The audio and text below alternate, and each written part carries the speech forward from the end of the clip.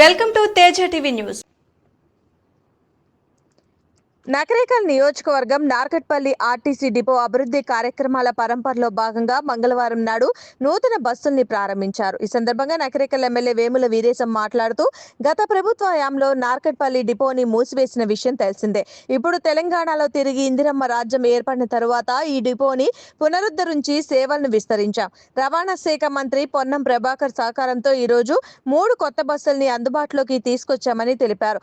మహిళలకు ఉచిత బస్సు ప్రయాణ సౌకర్యం కల్పించడం ద్వారా ప్రజలకు ఇచ్చిన హామీలను నిలబెట్టుకున్నామన్న స్పష్టమైన సంకల్పం వ్యక్తం చేశారు. ఇచ్చిన మాట నిలబెట్టుకోవడంలో ఏమాత్రం వెనకడుగు వేయం. త్వరలో నార్కట్పల్లిలో షాపింగ్ కాంప్లెక్స్, పెట్రోల్ బంక్ ఏర్పాటుకు చర్యలు తీసుకుంటాం. బస్టాండ్ ని మరింత అభివృద్ధి చేస్తామని తెలిపారు.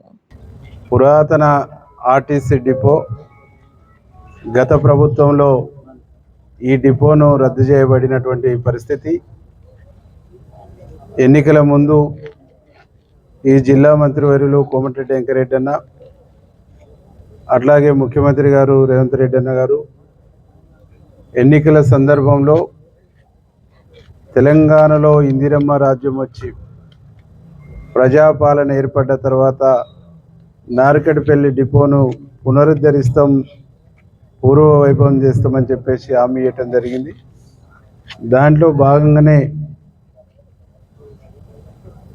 ఈ డిపోను దశల వారీగా పునరుద్ధరించే కార్యక్రమాన్ని రవాణా శాఖ మంత్రులు పొన్నం ప్రభాకర్ అన్న గారు ఇప్పుడు చాలా స్పష్టంగా చెప్పింది. ఈ డిపో మొట్టమొదటి డిపో, పూర్వకాలం నుంచి ఉన్నటువంటి డిపో. దీని ఇక్కడ ఉండేటువంటి ల్యాండు, ఇక్కడ ఉండేటువంటి భౌగోళిక పరిస్థితిని పూర్తిగా స్టడీ చేసి ఒక ఇంజనీరింగ్ ప్లాన్ తీసుకొని అంచెలంచెలుగా దీన్ని పూర్వ వైభవం తీసుకొస్తామని చెప్పేసి చెప్పడం జరిగింది.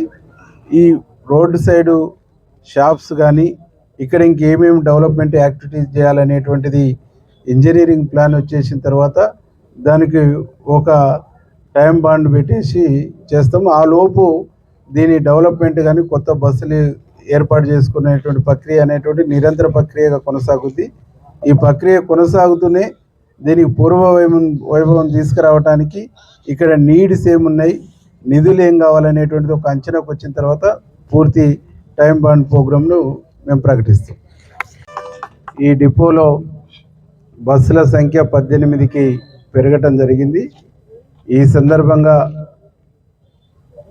ఆర్ఎం గారికి, డిఎం గారికి, వీరి ద్వారా రాష్ట్ర మంత్రివర్యులైనటువంటి పొన్నం ప్రభాకర్ గారికి, మా జిల్లా మంత్రివర్యులు కోమటిరెడ్డి వెంకరెడ్డి అన్న గారికి, ఎంపీ గారు చామల కిరణ్ కుమార్ రెడ్డి గారికి, ఈ డిపోను పునరుద్ధరించేటువంటి ప్రక్రియను వేగంగా చేయిస్తున్నటువంటి రాష్ట్ర ముఖ్యమంత్రి గారికి మనస్ఫూర్తి మండల ప్రజల తరపున, నియోజకవర్గ ప్రజల తరపున శుభాకాంక్షలు తెలియజేస్తూ, ఇలా 3 బస్సులు ఓపెన్ చేసుకోవడంతో పాటు ఆర్టీసీలో ఇప్పటి వరకు మహిళలకు ఉచిత బస్సు ప్రయాణం, ప్రభుత్వం ఫ్రీ బస్సు ప్రయాణాన్ని కల్పించిన తర్వాత ఈ రోజుకి 200 కోట్ల మంది ప్రయాణాలు చేసిండ్రు. 200 కోట్ల మంది ఉచితంగా ప్రయాణం చేసిండ్రు. ఆ శుభ సందర్భంగా కూడా మహిళా సోదరుమణులందరికీ, ప్రభుత్వానికి శుభాకాంక్షలు తెలియజేస్తూ, ఈ 200 కోట్ల ప్రయాణాల ద్వారా 6,000 కోట్ల పైచిలకు ప్రజలకు ఆదా అయింది. ఉమ్మడి నల్గొండ జిల్లాలో 10,31,00,000 ప్రయాణాలు అయినాయి. దీని మూలంగా 500 కోట్ల పైచిలకు ఉమ్మడి నల్గొండ జిల్లా ప్రజలకు డబ్బులు ఆదా కావటం జరిగింది. ఇవన్నీ కూడా ప్రజాపాలన, ఇందిరమ్మ రాజ్యం వచ్చిన తర్వాత జరిగినటువంటి ఒక శుభ పరిణామం అని చెప్పేసి సందర్భంగా తెలియజేస్తూ, నార్కట్పల్లి ప్రాంత ప్రజలందరూ కూడా మేము విజ్ఞప్తి చేస్తున్నాం. ఇచ్చిన మాట నిలబెట్టుకోవడానికి కాంగ్రెస్ ప్రభుత్వం, గౌరవనీయులు ముఖ్యమంత్రి రేవంత్ రెడ్డి గారు, ఆర్టీసీ మంత్రి పొన్నం ప్రభాకర్ గారు, మేమందరం కలిసి ఆర్నిశలు కృషి చేస్తాం. మొదట ఈ డిపో స్టార్ట్ అయినప్పుడు 45 బస్సులు, ఈ డిపో పూర్వ వైభవం నడిచినప్పుడు 45 బస్సులు ఉండేది. ఇది రద్దయ్యే నాటికి 25 బస్సులు మాత్రమే ఉన్నాయి. ఇప్పటికి మేము పునరుద్ధరణ కార్యక్రమం చేపట్టిన తర్వాత ఈ రోజుకి 18 బస్సుల వరకు సంఖ్య పెంచడం జరిగింది. 15 బస్సులతో నడిచినప్పుడు కూడా 40 లక్షల ఆదాయము ఈ డిపో చూపించడం జరిగింది.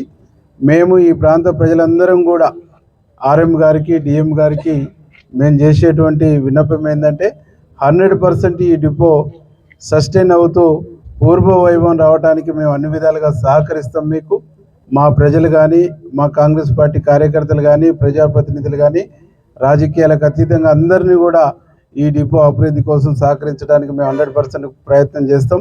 ఆ ముందు షాపింగ్ కాంప్లెక్స్ ఒకటి, ఆ మూలకు కానీ ఇటు చివరకు కానీ ఒక పెట్రోల్ బంక్ కూడా మీరు ఏర్పాటు చేపిస్తే తప్పకుండా ఈ డిపోకు మంచి ఆదాయం వస్తుంది.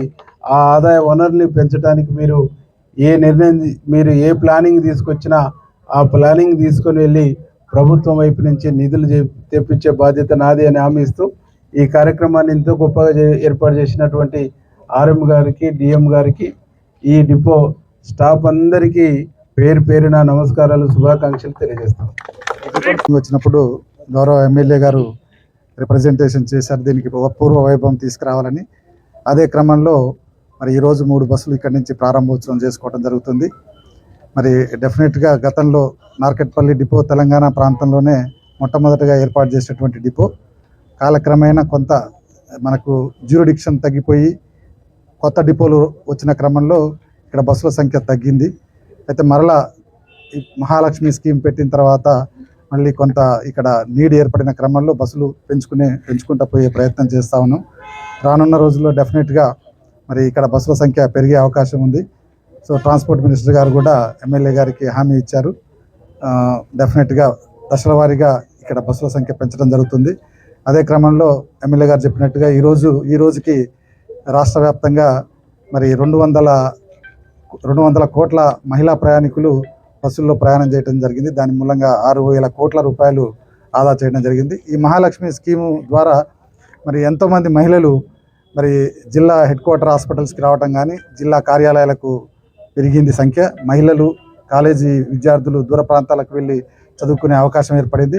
మహిళా సాధికారిత దశలో మరి తెలంగాణ ప్రభుత్వం, కాంగ్రెస్ ప్రభుత్వం వెళ్తున్న నేపథ్యంలో ఈ మహాలక్ష్మి స్కీము చాలా తోడ్పాటు అందిస్తున్నది ఆర్టీసీ ద్వారా.